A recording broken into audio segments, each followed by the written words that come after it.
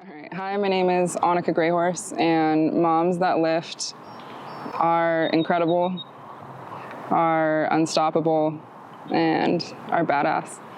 Badass because, there's so many different cups to fill. Among each child and then my own, and then clients on top of that, being a trainer in the space. There's like this cool factor without even trying to be cool, I think, of being able to just conquer it all. Like growing up, I played soccer from like a super young age, so I was always athletic. Did that for like many years up until, after I was 18. And then when I got pregnant with my middle son, moved away, born and raised here in Ventura, moved away for a few years, had like 2 back-to-back pregnancies. The relationship at the time and the situation at the time was not ideal, and within that, I definitely, to a certain extent, like lost myself and my drive and everything. So fast forwarding a few years later, moved back home. I would say it kind of goes hand in hand. Like, did fitness choose me or did I choose fitness? I had a friend that I started attending his boxing classes and circuit training. And I really just went, I guess, as a means to I don't even think getting back in shape after having kids and whatnot was the goal, but just to start moving again. Really, I would say like mental health was the driving factor.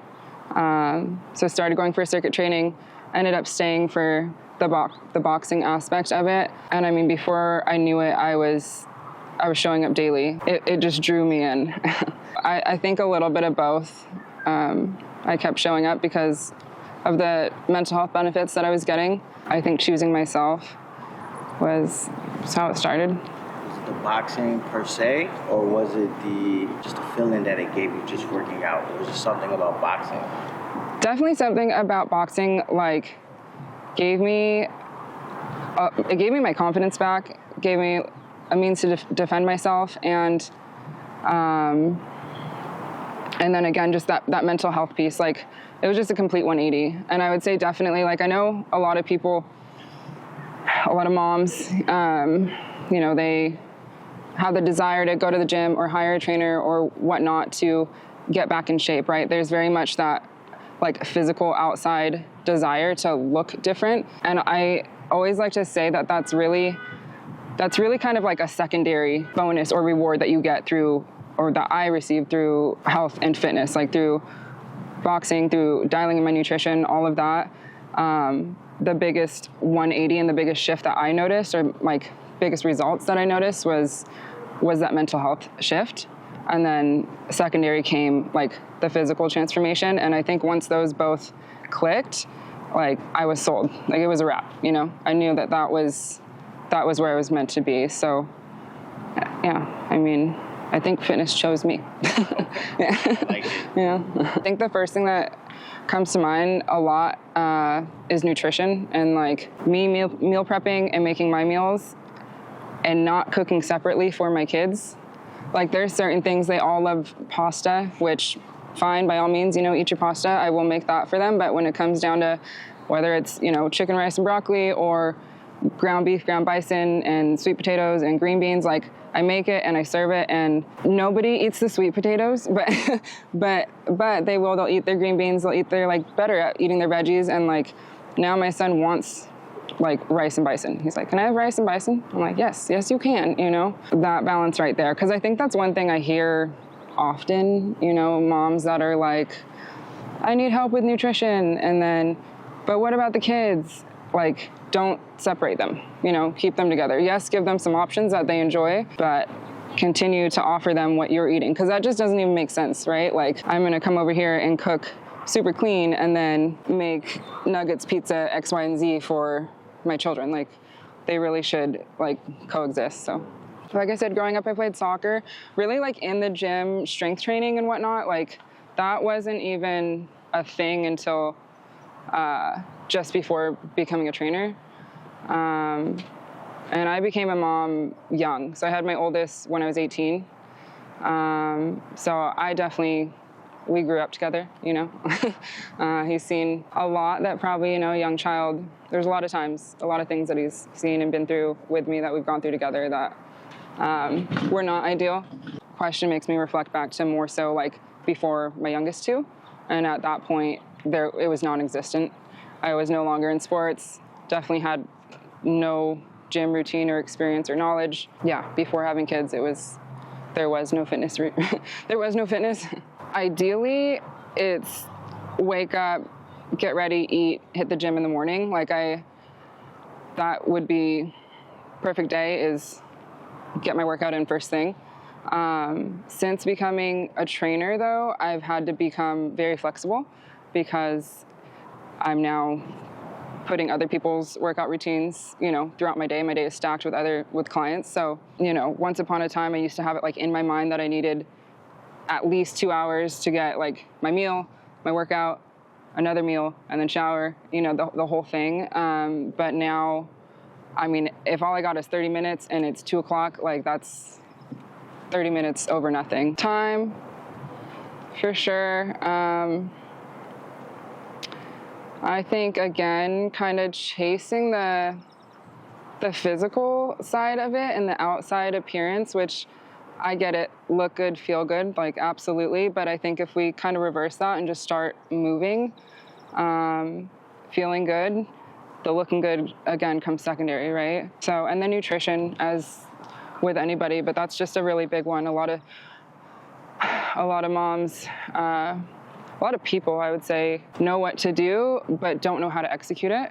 And that's definitely where working with a coach or a trainer comes in handy, because we all know what to do, right? But it's just having, what does that actually look like on the day-to-day, That they are active themselves and that they see the importance in taking care of their body a priority and a foundation in their life, like a non-negotiable, really. And it's pretty cool. I mean, they all already do in their own ways. We'll be sitting at the dinner table and my little ones will like go into a push-up challenge or start doing squats or jumping jacks. I'm like, all right, sit down, like eat, And then like my oldest asked for a pull-up rack for Christmas. I was like, bet, like I got you. So, just really that they just see the importance of value in it and that they want it for themselves. I think there was a time where, like when I first started training and I had got my oldest boy a gym membership, and he did have the desire to go and be there, but there was also a time where I was kind of like a little pushy with it, and I had to kind of realize, like, okay, back off, just lead by example. He knows you're there. He knows the gym is there. He knows you're there when he's ready. Yeah.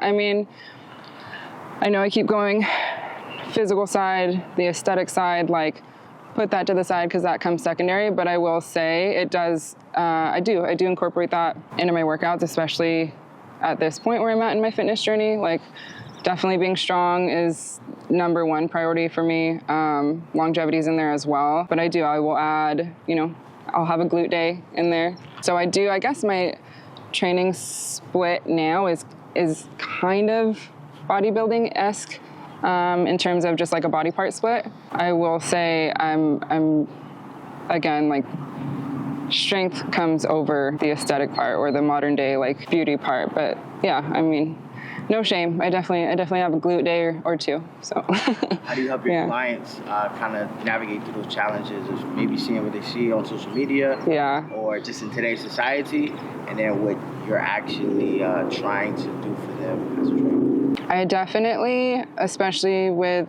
my female clients, encourage them to focus on getting strong and building muscle over being fixated on numbers or losing body fat. Also depending like on the client and where they are, how much they need to build or gain or build or lose. I remind them oftentimes it's the number on the scale might not change a lot, right? It might be more of a body composition. You're swapping muscle for fat. Again, dependent on the goal and their starting place and whatnot.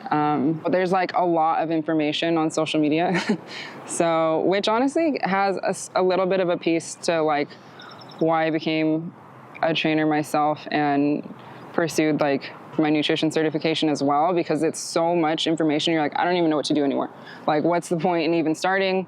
Because, you know, eat the eggs, don't eat the eggs, white rice, brown rice. Like, don't be afraid of reading the instructions on the machine, really, or like YouTubing something, or even like, really don't be, not to be afraid of like what other people think. I think so many of us, even myself, even as a coach and like getting my certification and then walking into the gym, I still had a lot of insecurity. And I mean, I was such a fresh, like, baby trainer, I used to say. Like, just know that, I don't know, 95% of the people in there really don't care. And they're like very much self-absorbed and worried about their self or their own journey, that they're not, you know, you're not going to look stupid. Like, and if you do, who cares, you know? So it's okay to look that way, you know, like just own it and learn it, you know? Be available, whether it's an issue of childcare and your wife or your woman getting her workout in, offer to hang out with the kids, offer to take them to the park or do whatever it is, or, you know, that little bit of time to self in order to take care of yourself is just really, really important. Happy Mother's Day. First of all, don't give up. Also embrace being okay with not being okay. If you have those days where, I think there's just a very fine line between like, do I push through or do I listen to what I need right now?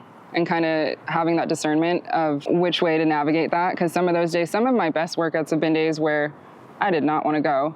And then I showed up and I felt amazing and it turned my day around. But I've also had those days where I just had to have grace for myself and, you know, listen to my body and take the rest day.